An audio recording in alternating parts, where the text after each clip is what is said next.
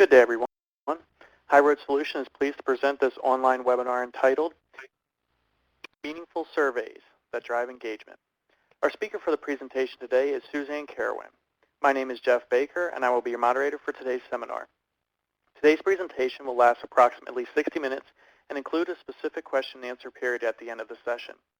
You may enter a question to the web conferencing system by simply typing it into the Q&A box on the right-hand side of your screen and then clicking the call-out button or hitting enter on your keyboard.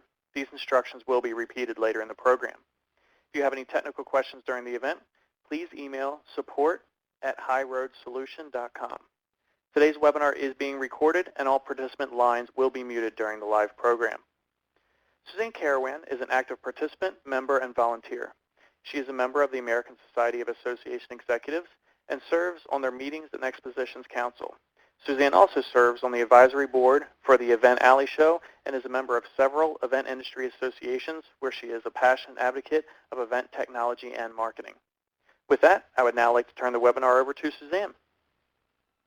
Thanks, Jeff, and hello, everybody. Thanks for joining us today to talk about kind of an interesting topic out there in the world of marketing. Surveys have long been there from a research and a feedback standpoint, but they're kind of having a revival, and people are getting back to them because the world is changing to this more customer-centric model is what it's called.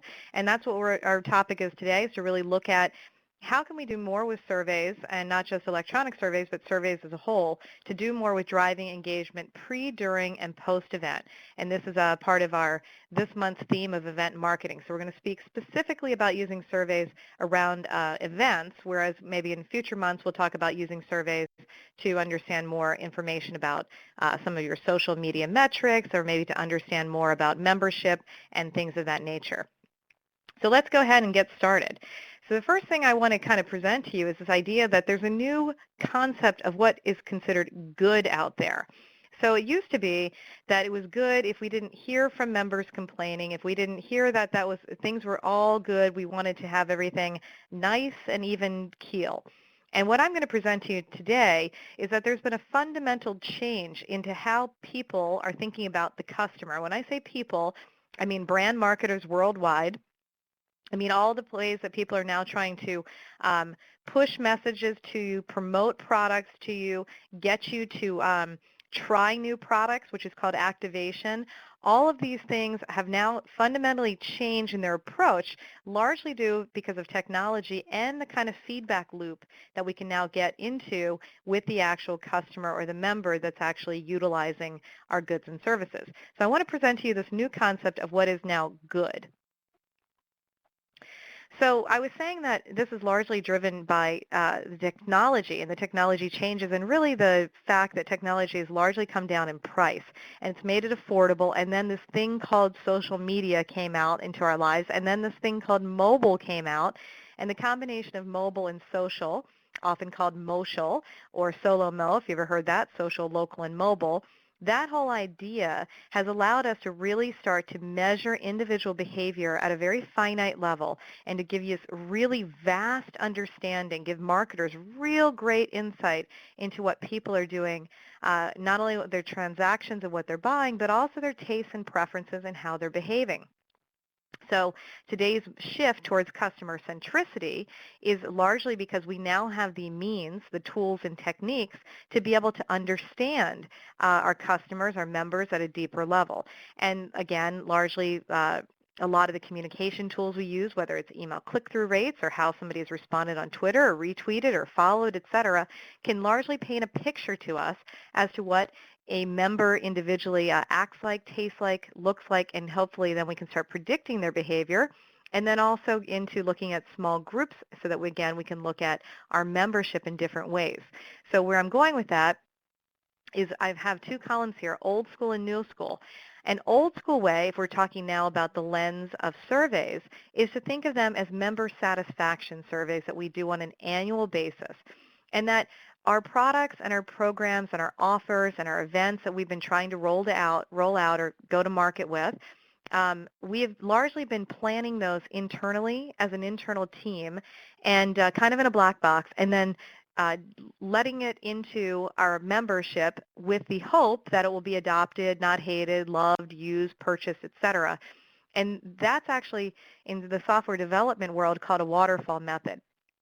And where I'm going is that we're starting to see the real convergence of technology and software development methodologies and organizational ways that tech companies are structured have now blended into overall organizational behavior of regular corporations and associations and entities, and also that it's blended in with how we're actually now able to do our work. So technology, I think we can agree, has fundamentally changed all of the way that we can approach our work that we do today. In doing that, it's done a couple of things. So New School, where maybe once a year we did a member satisfaction survey, New School is to now look at not member satisfaction, but to look at engagement. So there's many models out there for how to score, how to quantify, if you will, engagement. And that's done oftentimes with repeated surveys, with frequent surveys, with different types of surveys that maybe you don't even recognize as a survey, but is as such. And people are now taking these numbers that are all the data that's locked away into your association management system and data that you can pull out of your email marketing system and your social marketing system and your actual electronic survey systems, and aggregating these together to come up with a quantifiable index score to understand, do we have a set of members that are engaged or not engaged? This is having other effects because the more you get into that constant feedback loop, the more that you can now kind of crowdsource or understand how you can change the products, the programs, the different certification products that perhaps you're offering. You can get into a different type of program development methodology that's far more transparent and far faster. So perhaps instead of waiting a year to have an entire life cycle of 9 months to do a call for sessions and then selecting the sessions to then put on at the annual conference, you're actually really changing up, making a very radical difference in the determination of how fast you're going to be able to put together that content so that it's far more on target with what's happening in today's kind of date and time, because 9 months now might be just way too long of a time frame. That is often being driven by an agile methodology, is what it's called in the software world. And we've seen that blend over now, and you see it now in just management operations kind of terminology. To be very agile, we have to be faster, we have to be more responsive, we have to be able to roll things out quicker, we have to be able to be proactive and even predict, if not lead, our member into a direction that we want. And so what's happened is, again, the same thing happened with software. They said, we can't wait 9 months for a release of the next version. We have to go into a monthly release or a 2-week release so we can stay up to date with what people want. So a lot of this background of what's changed with how we think about the customer is coming because of technologies enabled us to get there. So what we want to talk about today then is how we can take that from a survey standpoint and be able to get to that information faster, to get over this fear of only doing a once a year kind of member satisfaction survey and look at it from a new frame. So here's one of the best ways I can think of about breaking people out of the fundamental shift that's occurred, or at least educating them as to what's happened now and how today's kind of marketers think. So in today's marketing world, if you look at the big brands, if you look at the companies that are very innovative and being able to move quickly and have that agile methodology in servicing their customers or their members, in that world, stasis, you're seeing kind of here bodies being held in these stasis tanks. That is seen as a very negative thing. To achieve stasis, that is where there is neither flux nor movement of any kind, it's just all the same, in perfect balance, is actually seen as a bad thing, and that becomes equivalent to satisfaction. What marketers don't want to see is satisfaction, because that means that you're just kind of at an even keel stasis piece. You're neither growing nor are you declining, but you're not having any movement. And in today's world of talking about interactivity and engagement, no movement means no engagement. It means no one is there rapidly responding to you, giving you feedback, participating in any way, and that means that your brand, your mission, your purpose as an organization is not being met. And so that is now seen as a very negative word, to say member satisfaction. That's seen as just saying, okay, are we at stasis point? And that's seen as a negative. So what is seen as a positive? So the no news is bad news, again, is another way to see it. So if that phone, if that Polycom, voice over IP phone that's sitting on your desk or sitting in all of your member service centers isn't ringing, if you're not seeing any click-through rates on emails, if you're not seeing anybody listen to your voicemails or your text messages that you're sending, if you don't get the direct mail response or you're getting it only from the same people you've always gotten it from, if you don't see anybody posting on social media and Facebook likes, and all of these things are going to depend on your communication strategy, but if you don't see activity, if nothing is happening, or if you see the same thing that you always see, that's seen as a bad thing. That means you've hit stasis and you need to do something and you need to change it up.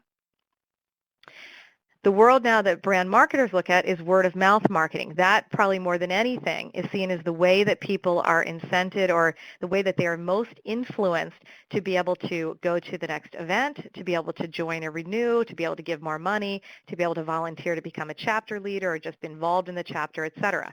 So brand marketers look at word of mouth marketing, called WOMM, and they look to say, how do we basically find individuals to be brand ambassadors, to get them riled up in some way, either excited or upset or something, but movement, activity there, to be able to get other people to also understand and get some movement going. Because again, what we want is activity. So they're looking at those types of things. And so therefore, the fundamental shift that's occurred is now to have a framework of saying, okay, our premise is in pleasing customers. The way we're going to do that is to constantly look to change, constantly be able to address and identify challenges, or maybe even instill challenges, and to be able to kind of wrap all of that together with a level of customer care, with the level of member love, if you will. And so I'm showing the Rubik's Cube there because the whole thing is about solving this constant puzzle. And of course, the rules of the game are always changing because your members are changing. And being able to be comfortable with that discomfort is kind of the name of today's game in marketing, because your brand has to be something that is seen as, while you have authenticity and you are genuine, it's also able to change with the times and be able to handle the fluidity that is today's world.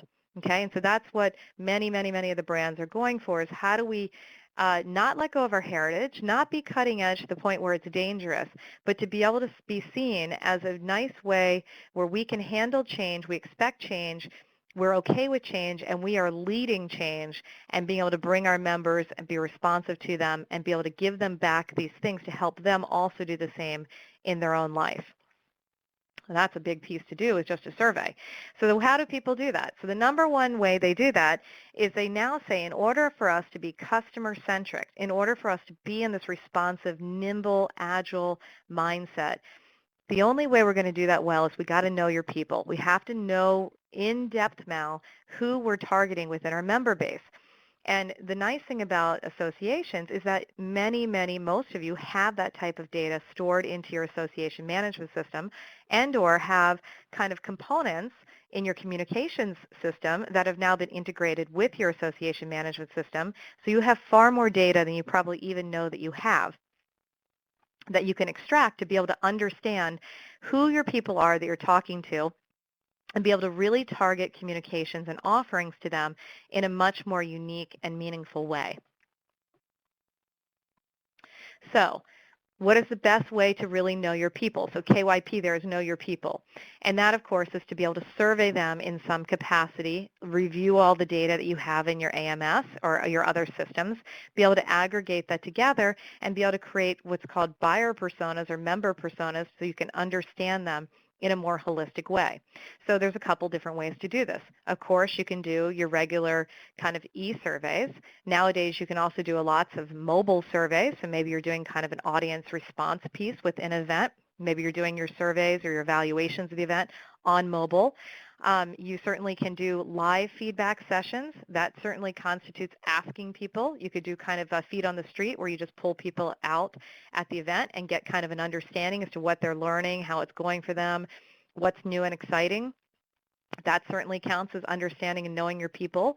You certainly should take the time to really do some deep segmentation on the data that you already have within your association management system to understand who your people are, not just geographically where they live, but their educational status, maybe their socioeconomic status, maybe when they're leanings towards certain topics versus not, their ability, how willing are they to volunteer, and all their transactional information.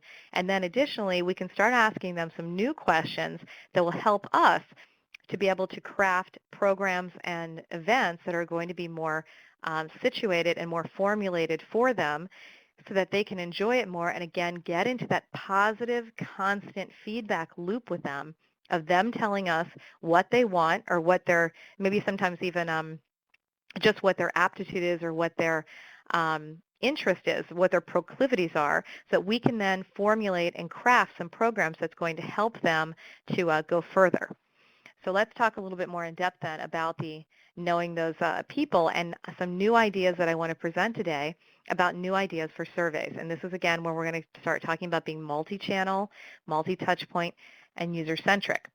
So the way I did that is I broke it up into our 3 stages of our event life cycle: pre-event, at-event, and post-event. And I'm just going to talk you through some things that we actually did here at HighRoad in order to basically eat our own dog food and to practice what we preach, if you will, to talk about how we use survey methodologies of today's type of survey methodologies to give us some of these new ways of thinking. So the first thing we did is we put together a pre-survey, and we did this with an electronic e-survey that we offer, and we called it the Contribute Pre-Survey. So I was coming into, now for us, to give you a little background, we had never held before a formal user group event, so we're creating an event from scratch. We have 500 clients. They're all different associations, all different sizes and shapes, and they're geographically dispersed between United States and Canada. So we wanted to make sure, and we only had 1 day of content opportunity, if you will. So we needed to say, what's the best way to what's the best way that we can be able to engage these people and get across all of this type of content to them.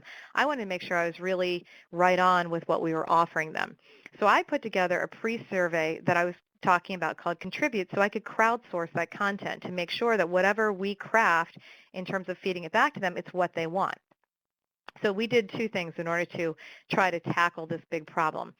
We first held small group face-to-face meetings with our key stakeholders. And for us, that was some of our larger clients, some of our clients that have been there the absolute longest with us, the ones that we've done the most deepest integrations with, that we've worked in partnership to have these very integrated systems with, et cetera. So we had about 5 of them.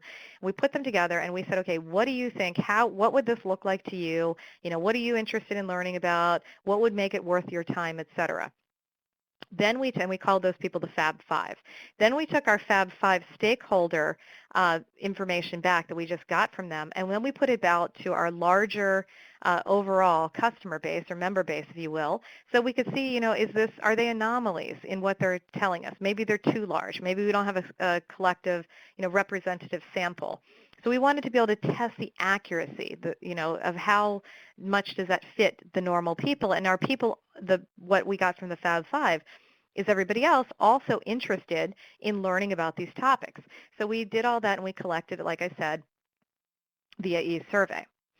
Then what we did is we went back and we took that Fab 5 piece, like I said, and we came back and said, do you agree with it, right? And then the extra piece we did there is we said, please rate your interest level in the following topics. So basically the Fab 5 gave us a set of topics, and we came back to the larger group and said, okay, now this is what's been identified. And of course we had a free answer. If you don't see what you're interested in, please also tell us. And then can you now rate it? So we get an understanding of collectively, do we have little niche groups there that we can pull out? Okay, so we did that. And we rated that, so we got a set of topics. The next piece of this e-survey that we did, kind of our Contribute survey, is to understand intent. And I actually took the entire question that we put into the e-survey to just here, so you have a chance to read it, because we wanted to understand the intent of the people coming to this conference, right? So we need to know, how much do they want to interact? How much where's their level of participation?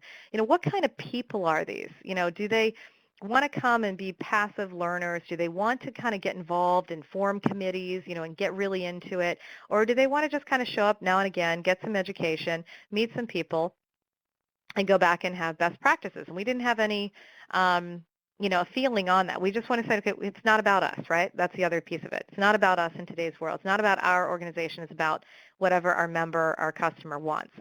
So we actually put up here a question to understand intent. And it says, by checking this box, I confirm that I'm an overachiever, I have valuable opinions, and I am and will take the high road at all times. Now, why did I put that specifically in there? I wanted people, number one, to have a little bit of humor with this, a little tongue-in-cheek, which is definitely part of today's modern marketing messaging. And then I also wanted to see who really would check that box to admit that they're an overachiever, because that's going to tell me very much something about the attendee base that's going to show up to that conference. If I know that they're overachievers already, I already understand a little bit how they're wired and how they perceive themselves. That's going to help me with my formulation of the level that I can speak to them, et cetera, et cetera. Then I said, I'm open to participating in the user group by providing my know-how, creativity, and energy, and acknowledge that checking this box obligates me to nothing more than saying I'm open to participating. Because I know already, just by looking at the titles of our clients that we have, that we're looking at a lot of C-level people, a lot of VPs of marketing, a lot of VP of communications, a lot of VP of IT, a lot of director levels. I know that these people are pulled in a million different directions, but they're all overachievers. So that therefore means that you have a little bit of a guilt factor too. So they want to say I'm open to participating. So I'm giving them the ability to say yes. By nature, I'm wired as an overachiever to volunteer, but understand that they need a little bit of help of putting some guidelines in place for them so that they don't get overcommitted, because that's the big fear of overachievers, that they know they have a tendency to do that. And that I'm giving them that out, and I'm also talking their language, because they're laughing at themselves at this point. So I'm building more rapport, okay? I then said I further acknowledge that HighRoad is the coolest technology provider in the universe because they respect me and get my life. I have great intentions, but also have limited time, okay? That's like the feedback we got from that. It was like, this should be on every application we have for membership about, do you want to volunteer? Because what you're doing is you're really going to identify the people who really probably are your brand ambassadors, but because they're brand ambassadors, they're the 10% that are really the doers in the world, perhaps, and they just don't have the time, right? It's always a thing, if you want to have something done, give it to somebody who's already busy. So understanding and putting that in that way, and everybody's free to take that, put it in your own uses. But I got a lot of understanding by looking at all the people that check that. And in our survey tool, you can get down to the actual individual person and what time of date that they answered that question and how they opened it. Was it on mobile? Was it, in their regular desktop, et cetera, which again gives you a ton more information to understand them. Are they answering this, survey while they're sitting at Saturday at 10 a.m. at Starbucks, on an iPad, versus sitting at their desk? So I'm getting a real understanding comprehensively when they work, what they're looking at, et cetera, and again, how they're kind of wired, so I can start to put my program in place and my communications and my messaging in place in a way that's going to jive with them. So just the results out of this one was far more interesting than the topics. The topics just told us, okay, here's the type of content we have to cover within our event. But this one gave me a real understanding of kind of what I could get away with, if you will. Then I asked a bunch of questions about understanding the format. So I said, and again, I've given you all of the list here, and I know it's small, but I just put it on the slide so you have it for take-home in case you want to borrow it. And I said, we want to design the conference using a format and event elements that works for you, right? So again, user-centric. It's not about what's going to fit within our venue and our space. Yes, it's important, but we know what we have and we now know what we can fit into.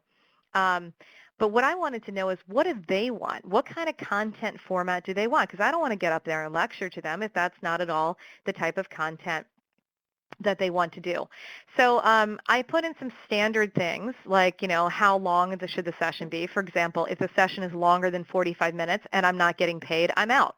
Okay, so there's some things, again, where I'm asking the question, but I'm being a little bit more intimate in the question I'm asking and a little bit of humor in there, which, again, you see all the time now in brands. Like if you ever go to a website and it's not there, or, you don't go to something that says, sorry, this is embarrassing. It's a far more personable messaging way that brands are trying to communicate with you. I also tried to put in some information here to understand what type of user I'm going to have in the room, what type of attendee, how long can their attention span be. So I put in something like, I can't go longer than 15 minutes without checking email and text messages before I start hyperventilating, right? And I said I start squirming at 7 minutes and a rash might break out at 20. Because I wanted to know, we have overachievers, but are these overachievers that are super hyper multitaskers and need to be involved in a million things? Are they more the people that really, they're overachiever, but they can take a deep dive and they want to? And this was a pivotal question in being able to understand the types of sessions we design and the length of them, because I actually thought my prediction was that we'd have a lot of people saying, I don't want to go over 15 minutes, because what's in style right now in content is like 8-minute Pecha styles and, Ignite sessions, et cetera. And I was expecting to have an entire day of like 8-minute sessions a pop. And what I found out is no one in our client base said that. None of them. They said, no, I don't want to do that at all. I don't even want to deal with email during the day. I want to go there for basically deep dives and to understand. Then I asked a couple of things to understand how they are socially. So I put in some things like, if you make me work in breakout groups, I won't come. Because there's very much now in content design an idea that everything needs to be interactive and participatory, and people want to have this time to network and do these things. So I was very interested to say, is this the group of people we have? And again, I was fascinated to find out that people said, they all said, I don't want breakout groups. I don't want to, they think it's a waste of time. They wanted to come in, get deep dive information, and get out and go back to their life. So then I asked a bunch of other questions like that, including things like the faster the better. Please don't include slow talkers as speakers, to again get an understanding about what is going to go over well with this group of people who are intending to come to the event. Okay? So I was made sure, I wanted to make sure that in understanding format, I'm telling them, number one, why I'm asking them, and I'm giving them a variety of options, lots of options that they're also reading because they're quite humorous, and that it's helping me to understand who's going to be a good fit for them in terms of content, the room, the approach, the speaker, the pace, environmental factors, et cetera. And the one last thing I'll point out before we move on is I have in here one thing that says, I admit it, I'm competitive. I want my organization to have the best communications program, and I'm looking for how to get an edge. And I have in parentheses, I also want to be the best personally. And I put that in there because I needed to know, is this a group that I could have some sort of gamification? And gamification right now is a big topic in event design. I wanted to know, could I use a competitive spirit that's there in my attendee base to be able to design a content program that would be very interesting and engaging, because it's going to clue into that aspect of who these people are personally, okay? So I put all that, and of course, the other thing is, now that they filled that out, they wanted to know who else is competitive, right? So now the next question is, how am I doing according to other people, against other people? So then I asked for, of course, for involvement, which is always the question you have, especially in talking about putting together things with volunteer-driven or community-driven, if you have private communities or LinkedIn groups, et cetera. But I flat out said, you knew we were going to ask this. We learned from, we want to know about volunteers. And what would you be willing to do? And then I gave them actually going from most involved, highest involvement, down to lowest involvement, to make them understand there's a wide variety of ways that they could interact with us, knowing now that they're overachievers, knowing that maybe they're competitive. And I started with speaking on a panel, which certainly is going to be the most time on their part, down to just liking us on Facebook. And I gave them a variety of options that maybe they never even thought were there, such as once they read follow us on Twitter, they're saying to themselves, wait, am I following them on Twitter? And what I found is, as people, I could correlate when people were filling out the survey to now the number of Twitter followers that I was able to increase. So if you ever need to say, hey, how do I do more awareness for some of my social media outposts, or how do I get more likes, et cetera, you can add these types of things into a survey.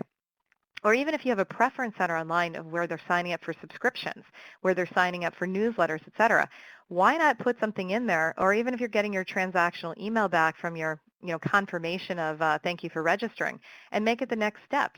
Are you following us on Twitter? I know we all put in the social icons, but a lot of times we don't ask the question, right? So being able to ask the question and then giving them very low-level ways that they can engage, that they know we're helping, but it's not time-consuming for them, is something that we found out did very well with our particular population. So let's turn now to the @event. So what did we do from a peer learning standpoint? So I took all the data from our Contribute pre-survey and I studied it intently. And I was able to really get a profile as to who this attendee group that was going to come, and now what I could design in terms of the content, the format, the styles, etc.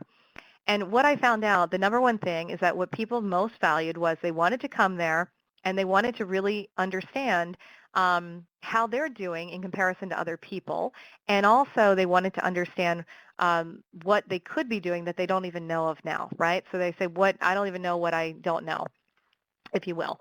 So what I did was I went inside, once I understood that, I went inside of HighRoad as an organization, and I looked at I went to our customer service tickets, et cetera, or let's say you meant your member service center. I looked at all of our top most frequently asked questions. I asked our internal staff, what do we hear all the time? Where do we see the gaps in communication or the things that people don't know? We repeat the benefit they don't know, et cetera. So I took a list of those, and then I also took a list of all the things we wish people were talking about and where we wanted them to go in terms of their own education, their own digital communication strategy. And we created one big master list of questions that were all particularly worded to be answered in a yes or no format, or to allow them to write down an actual metric, an actual number as our answer. Because what we knew we could do is now have an interactive benchmarking session to facilitate discussion, and that's exactly what we did. So here's what we did. We had a whole session in the middle of the day. It was our longest session. It was, I think, more like a 90-minute time. And all I did was facilitate this interactivity in our population that was here. So by the way, our conference had about 100 people on site, as you're seeing here, and that was at the ASE headquarters. And then we had about 50 people virtual, and we live streamed the event, and you can see our cameraman there in the back. And what I did to make sure that we had a good interactivity in the day, because I knew people didn't want to be in small groups, but they also don't want to just sit there for 8 hours and be lectured to. I gave everybody in their folder, I gave them paper and a big Sharpie marker, and I told them, we'll get to this later as to what you need to do with this. I also had them make their own name tags because it gave them something to do while we were coming in, and you forget that people actually kind of enjoy doing that. And people got very creative. We had little cards and manipulatives out on the table, et cetera, and people were able to do that and got into little games and whatnot. So point being, what I did was, all I did was take my list of questions, and I told everybody how the session was going to work. And I said, take out a piece of paper, take out your Sharpie. I'm going to ask you a question, and you're going to write down your answer. And on the count of 3, you're going to hold up your paper, and everybody is going to look around. And we seated everybody in a U shape, and then we had some chairs, rows behind, because we had so many people in our U.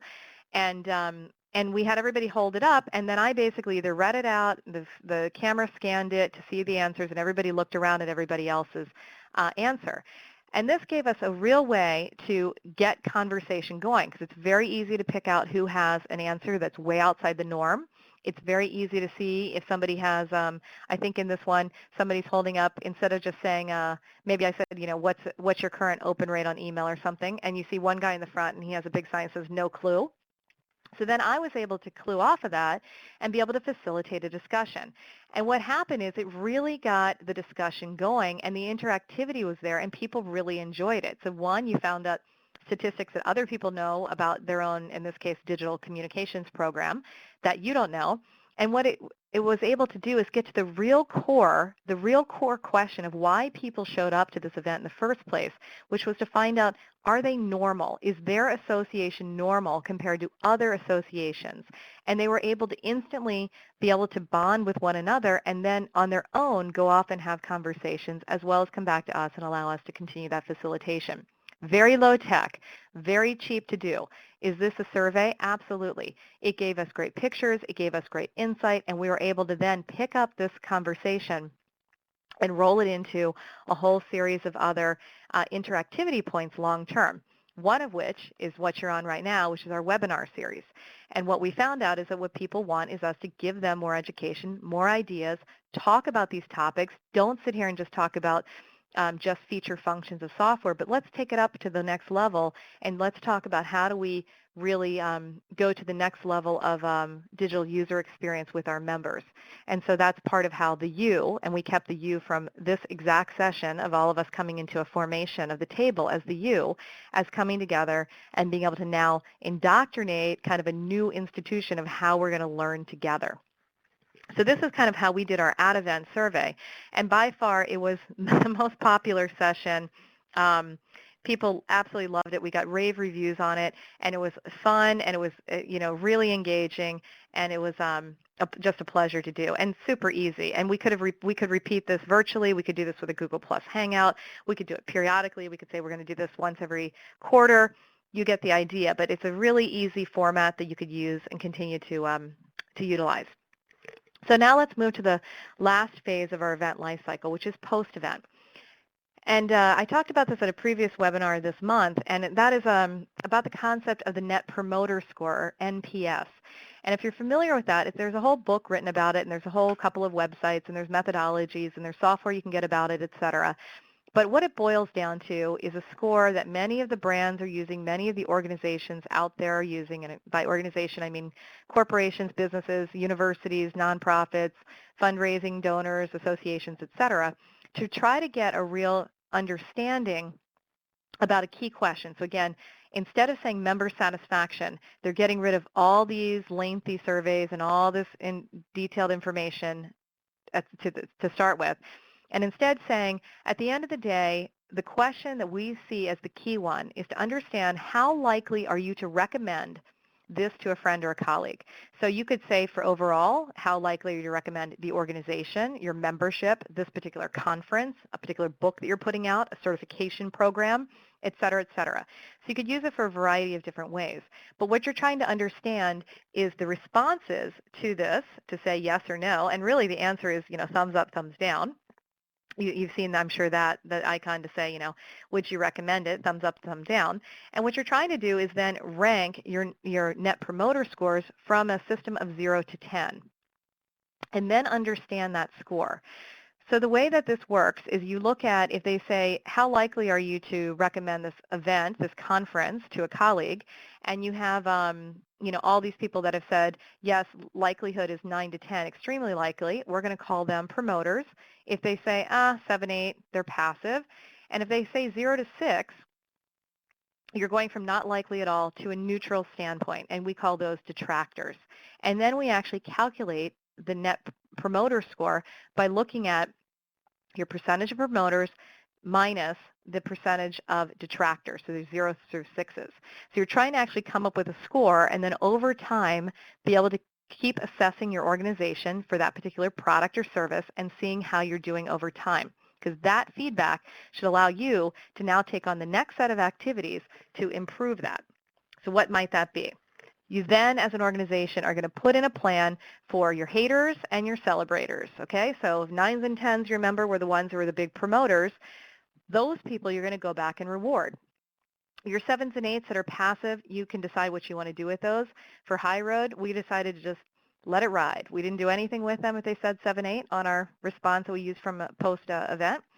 And from our 0 to 3s, if they said like they absolutely hated it, they'd never recommend it to a friend, we called them to find out why they're a hater. Why did you score this thing so low? How are we so far off the mark? And for the 4 to 6 they're not at the total hate mark, but they're certainly not even passive. They're still on the negative side. We also gave them a call to find out what went wrong. So how did we not match up with expectations? And then from there, you're going to try to decide a member engagement plan, if you will, to say, do we want to spend the time and money and resources to try to bring the haters into being a celebrator, or do we want to really focus on the 4 through 6ers who are slightly negative? Can we convert them over to being in the promoter category, et cetera? That's a very different question to now ask versus saying 23% of the people said that the speaker was good, which gets us nothing. That answer doesn't get us a lot of follow-up action. So we want to ask the Net Promoter Score because it actually cues us up to take the next steps in being able to formulate a better way to operate, to produce products, and to go out and communicate. So that's the bit of that. The thought pattern out there in the Net Promoter Score model is that if you take this score seriously, that it will fundamentally also realign your entire business strategy. So it has, of course, customer service or member service implications. It has operational implications. It has different communication implications. So if you're really saying, hey, only 5% of our entire membership, right, or the people that even responded, would promote us, and we have everybody else hating us, or there's just everybody, 70% of the people are passive, well, that should tell you something. 70% of your population, that's a 7 or 8, which normally, remember in old school, you'd say, well, that seems good. 7 or 8, 70% said, they gave us a 7 or 8, that they'd be likely to promote us to somebody, to recommend us to somebody. But remember, in new school thinking, that would be stasis. That would be the kiss of death. You had 70% of the people who are just passively neutral about how they feel about you. And that would be a real indicator that it's time to shake something up and start looking at what else can you be doing to really increase that engagement.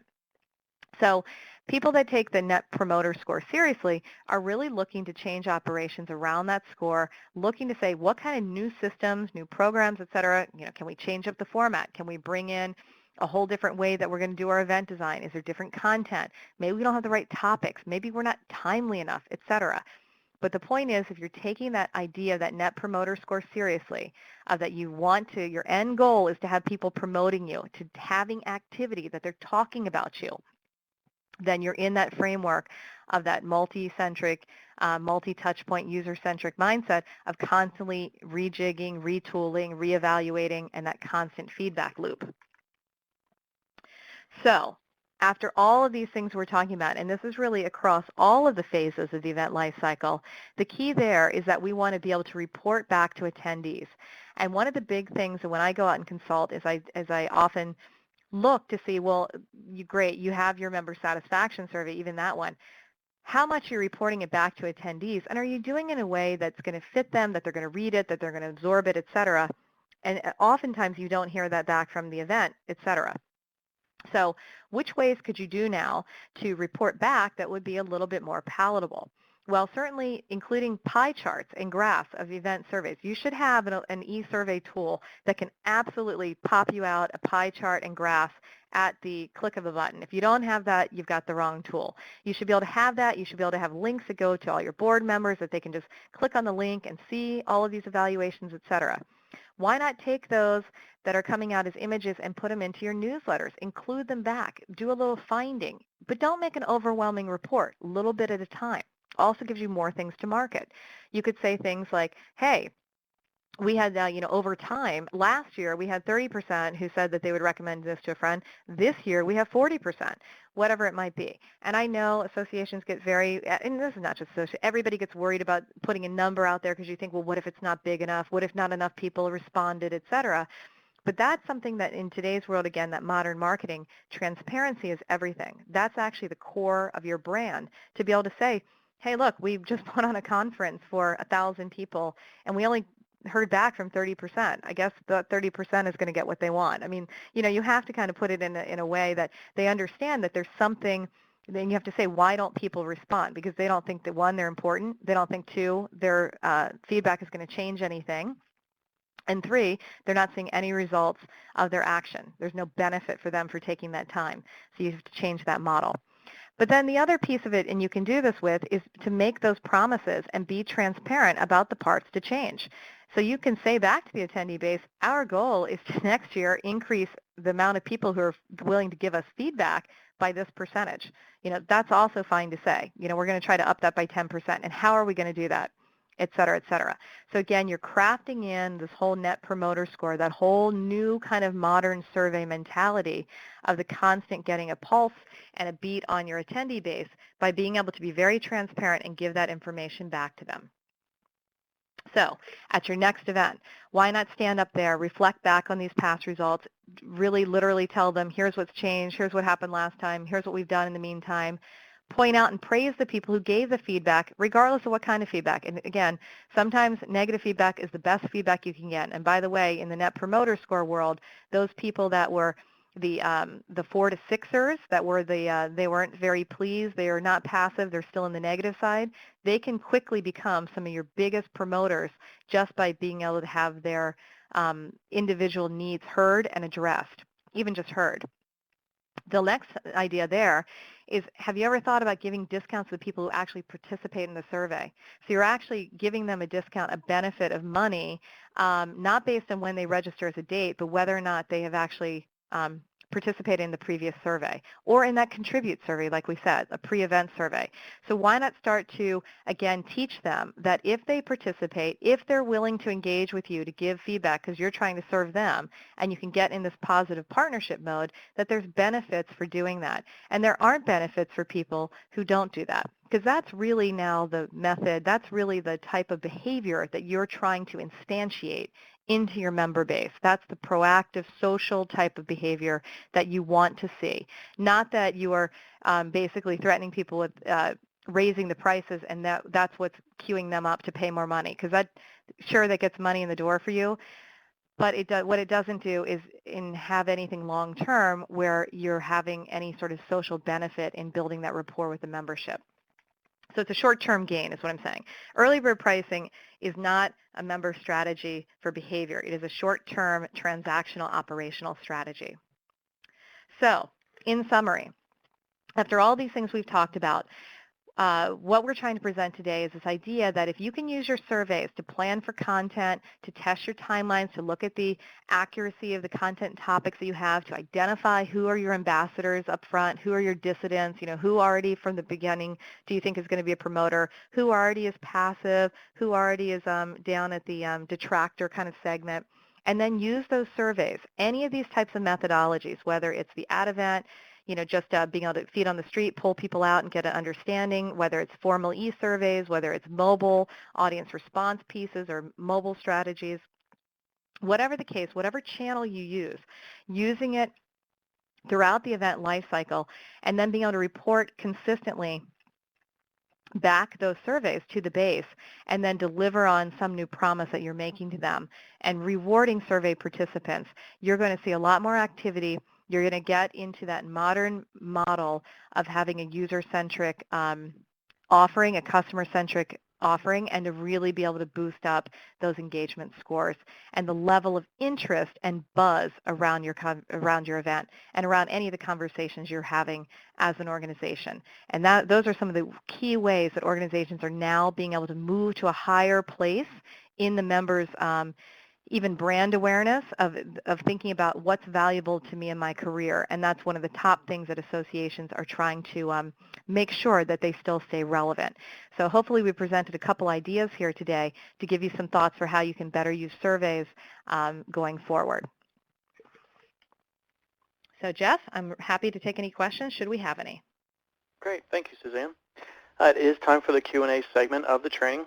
Your participation is key, so please do not be afraid to ask any questions.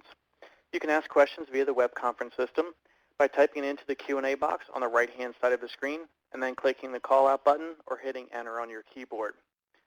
Also want to make an announcement about ASA offering CAE credits for this event. If you would like to receive these CAE credits, please type your name, full name, first and last, and email address into the Q&A box as well in order to receive your credits. All right, our first question here. Wanted to know what you use as a reward for the celebrators. Oh, good question. I think it can vary. I think it's a little bit of a budget dependent. It could be something that's just a name and lights, and you just actually put up their name. I've seen people put their name up on to big banners, just onto PowerPoint slides during session breaks, et cetera, up to giving away tchotchkes, photo booths, giving them T-shirts, free cups of coffee, being able to put them up and give them little trophies and awards. I mean, it really can vary, but there's a whole it can go from 0 to 60, if you will, in terms of what you can do. The key there is that, especially the first time you do it, no one's expecting it, so they're surprised and delighted to be called out for that. And then you can decide, is it something that you can turn into part of your brand? Maybe it's something that you have something special within your organization that you can constantly give them, but you got to go with something that's new, unexpected, and they're surprised and delighted, and that it's public so that other people understand that they are being praised for how that they've responded and how they've participated with you. By the way, I'm also seeing that associations are starting to package that up, and so instead of and using that as a new sponsorship offering. So hey sponsor, instead of just having your logo on the website, why don't you underwrite the gifts that we're going to give out to survey participants or to people that are really active in our communities, et cetera, et cetera. And that's a great win-win for setting up. You don't have to take on the cost, but that the member gets the reward. And again, it's really set up for great social media and publicity and everything else. So it can be a great win-win. Okay, great. Question on how to convince my boss to reduce the number of questions on the post-event survey. As usual, convincing change to the new school is difficult. Oh, it's so true. A couple of ideas there.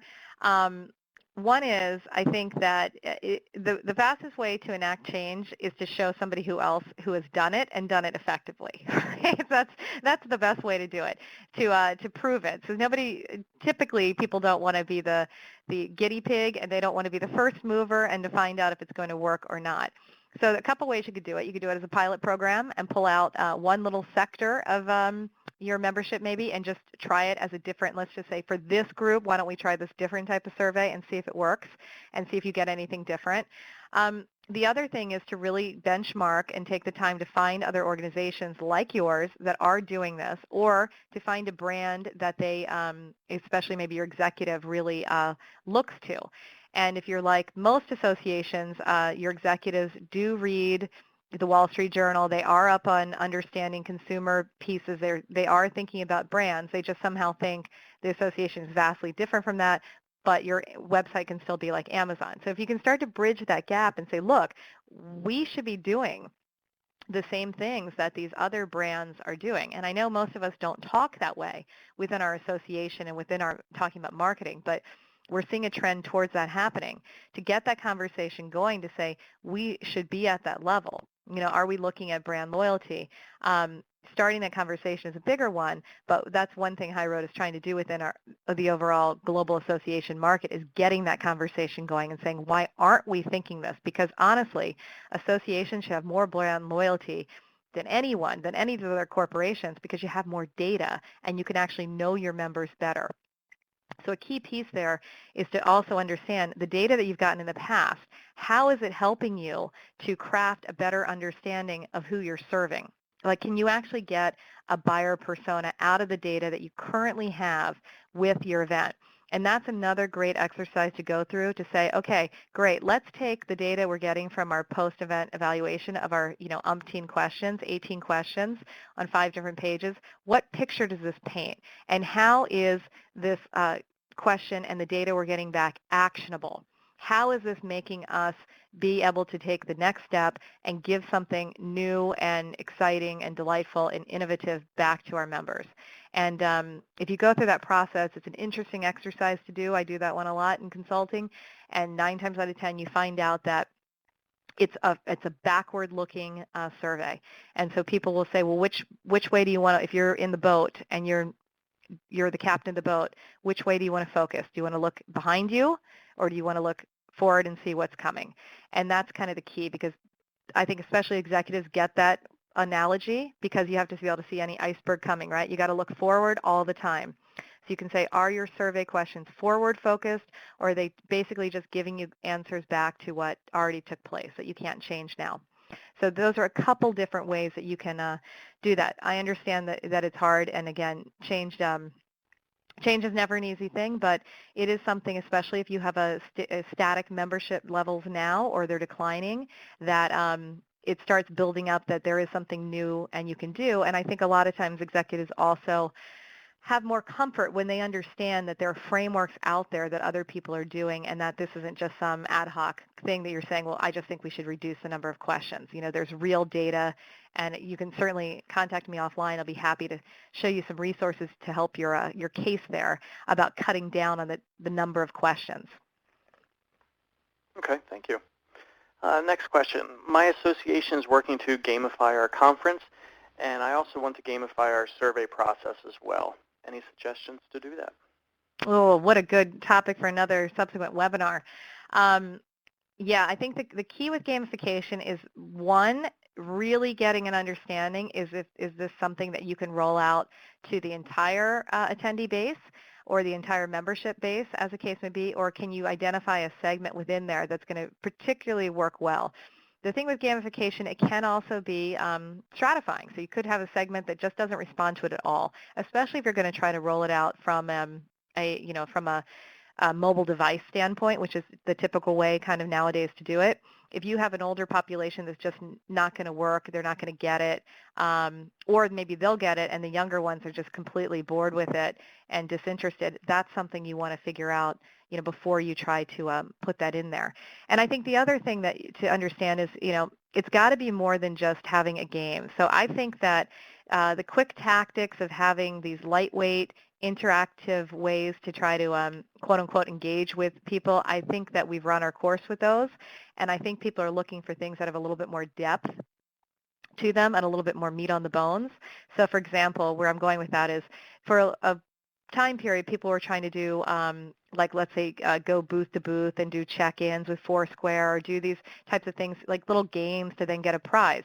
And I think people have found out that, again, people at first did it because it was kind of new and novel, but then over time, it's like, why are we doing this? I'm not getting anything out of it. And so what's happened in kind of the gamification theory is people have understood that they're more willing to do that if there's a learning component in there. So if you're looking to gamify the event and gamify the membership in some way, make sure that there is a learning component in there and that it's both has a twofold purpose, somewhat professional purpose as well as a personal development purpose, because it answers that what's in it for me answer or question that everybody has, and therefore it'll have more meaning to it and stick-to-itiveness to it over time.